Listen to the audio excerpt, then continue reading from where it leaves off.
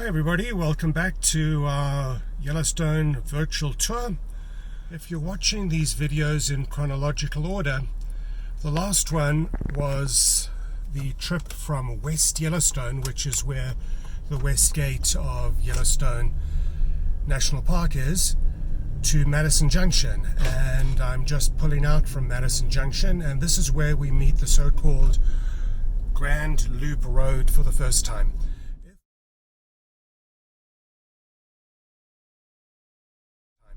If we were to turn left here, we would head up towards Lower Geyser Basin and the upper loop of the park. We're going to be turning right and heading off down to the lower loop. We're on the southwest portion of the lower loop, and we'll be heading off towards Yellowstone's main geyser basins. Now, I mentioned to you in the first video that when you come into the park, you will be given one of these brochures, and it really is useful. It's got a park map in it. It also has photographs, information, tells you a lot about the various thermal features. Once again, thermal features are the geysers, the hot springs, the mud pots, and the fumaroles that we see in Yellowstone. And whenever you see cars, you wonder what is out there. Maybe there's some buffalo, maybe there's some elk. In any event, we're going to be continuing on towards the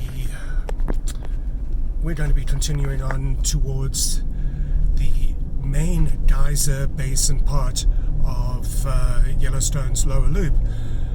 Now, what I'm doing is, I'll get back to that. This is Firehall Canyon Drive. It's one of the drives that you can take that goes off the main roads, the main Grand Loop Road. I don't know if it's open yet. Oh, yes it is. And you'll see from that sign that Old Faithful is 16 miles down from where we are at the moment. Old Faithful is located at what's called the Upper Geyser Basin. There are three, what we like to call main geyser basins in Yellowstone. The first one will come from traveling from this direction is the Lower Geyser Basin, and the Lower Geyser Basin is where you're going to find fountain paint pots. You remember I mentioned a paint pot as being one of the thermal features, so you'll see paint pots there. You'll also see fumaroles, and we'll come to fumaroles during the course of these virtual tours as well.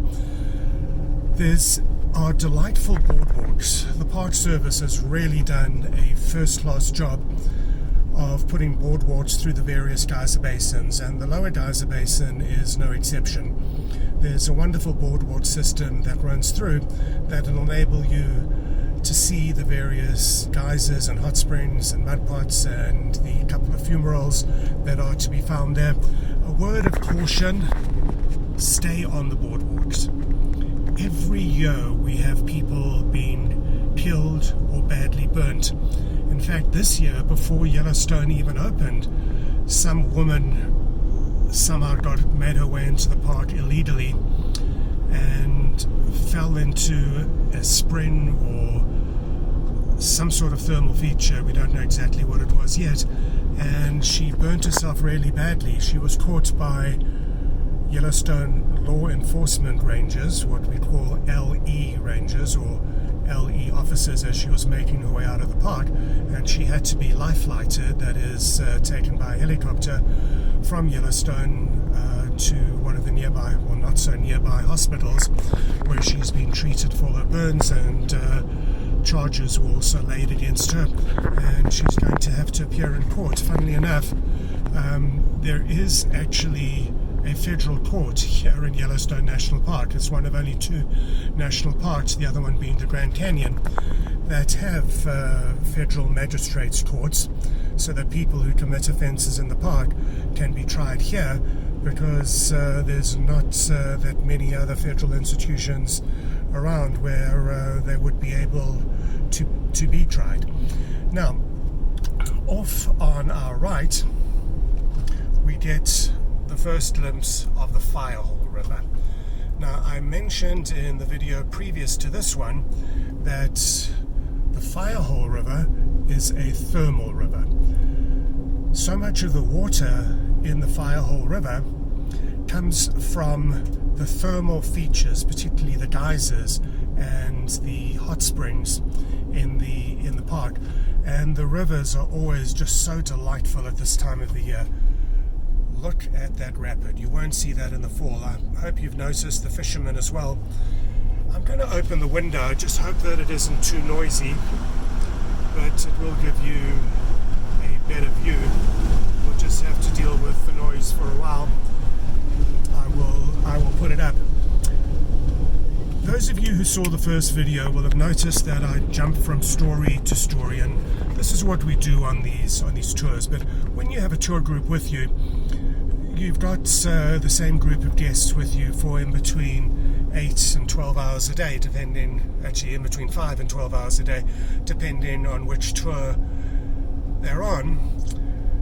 And you can always come back to the story that you were telling them, and they can also remind you, hey, you forgot to get back to that story about the buffalo, or about the Great Fire of '88, or brucellosis, or whatever it happened to be. So, if I forget something, and I know that I am going to forget something, please just query it in the comment sections below, or tweet at me. I'll put up our Twitter and our Instagram and our Facebook, so you can ask me questions directly before you get here if you want to, or if you just have general questions. Anyway, I was talking a while ago about the various different geyser basins. I got as far as the Lower Geyser Basin and was explaining to you how you can walk around it and being careful to stay on the boardwalk. The problem is that some of the ground that is around the boardwalks is very thin. It's literally at times, half an inch or even a quarter of an inch, and you don't realize it. And if you step off the boardwalk and you step onto this very, very thin ground, you will go down through the ground to whatever source of heat is below there, and you're either going to die or you could get really badly injured. So stay on the boardwalk. Now in this area here, and this is the first time I've driven here this year, there's often a trumpeter swan to be seen. Unusually, it's not a breeding pair. There's normally just one of them. Now, a trumpeter swan is the largest swan in the world. It's really magnificent, and we're very lucky here because the trumpeter swans actually spend their winters here. They migrate to this really, really cold area, particularly to a place of part of what's called Island Park, which if you're coming up from Salt Lake, you will see. We so often see the swans in Island Park, hundreds of them sitting in that water, which is really just about at freezing temperatures. So to get back to the geyser basins, I mentioned the Lower Geyser Basin, the next main geyser basin that we come to, and there's some more guys fishing.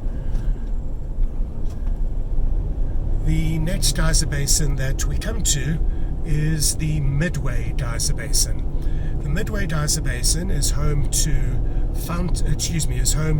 Excelsior Geyser, which is an extinct or defunct geyser, and its history is really fascinating. It tells us a lot about how earthquakes here affect the plumbing of the geysers in the park, and I'm going to get back to that as well, certainly on one of the other videos, not on this one.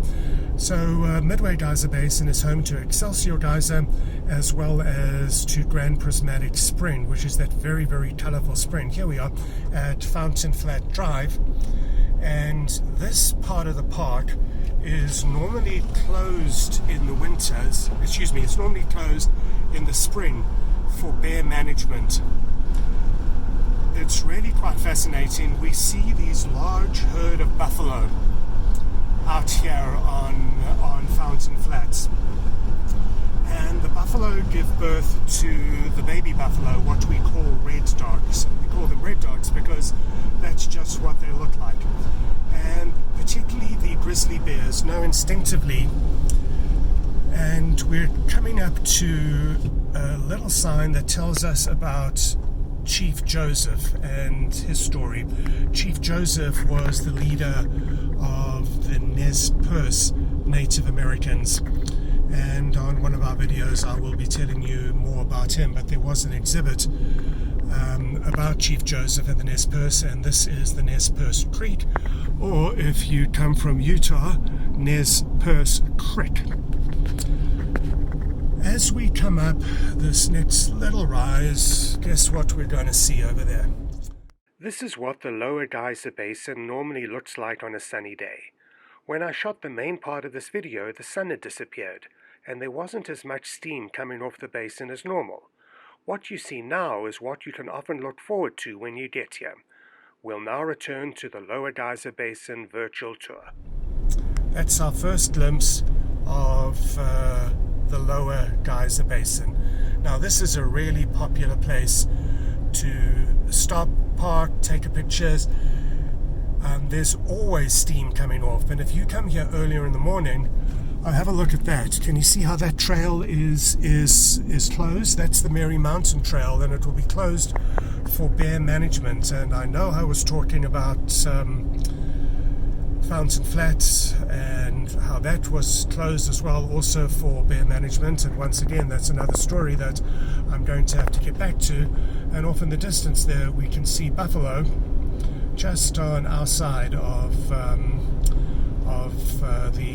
the thermal features. Notice how this area is white, or that very pale color, and we see it over there as well. And if you could see, which we can't because it's a little bit further away, but the thermal features are not only right next to the road, but as you might imagine, when the geysers bring the water up from underground, so they bring minerals up with them as well.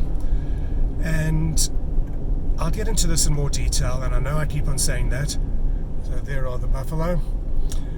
But one of the minerals that comes up from underground is silica-enriched volcanic rhyolite, which I know is a mouthful, but basically what we're seeing over there, this white area, is sinter, which is one of the end products of what gets brought up. So wherever you see an area that is this sort of color in Yellowstone, you know that this is, or perhaps was, a thermal area.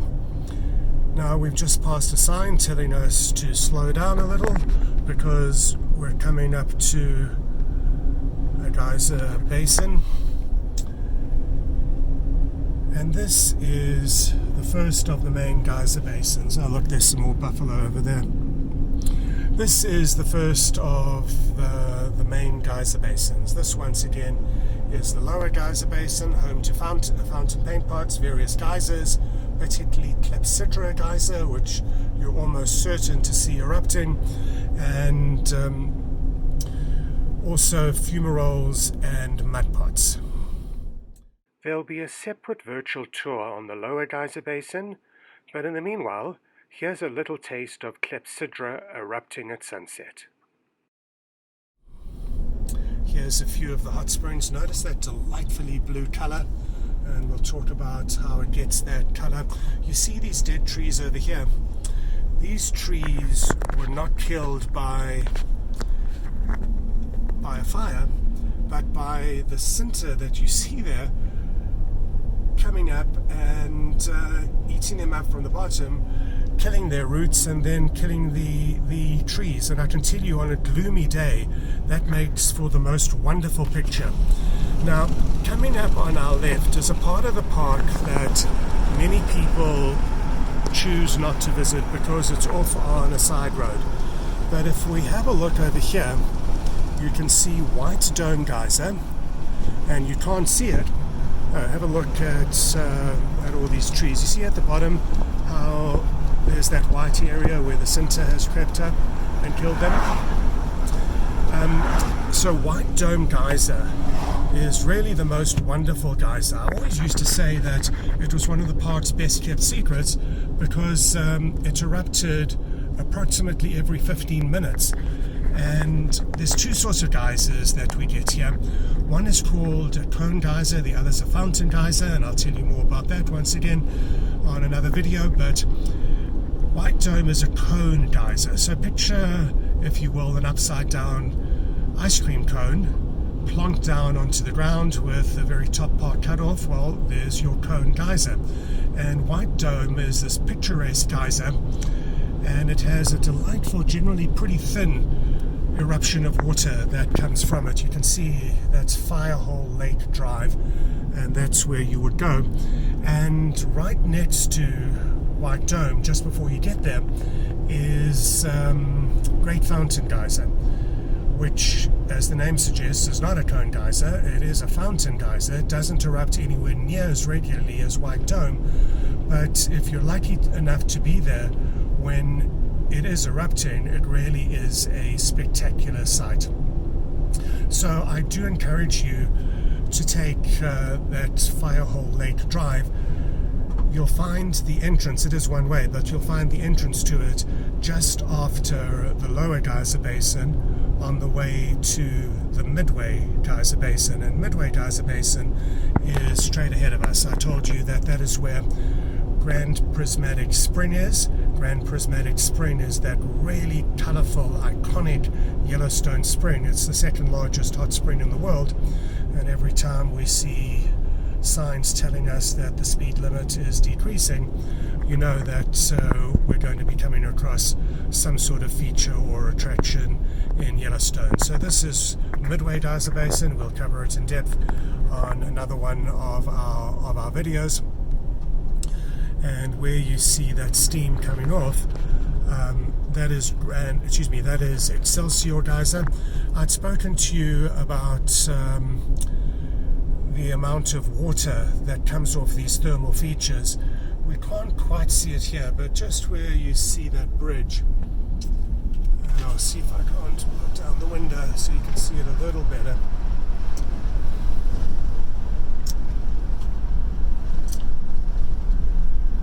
There we go.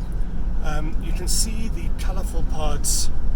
Here we are coming up to another one where there's a lot of water from the thermal features dropping into the Firehole River, and that is putting about 2,000 gallons of water a minute.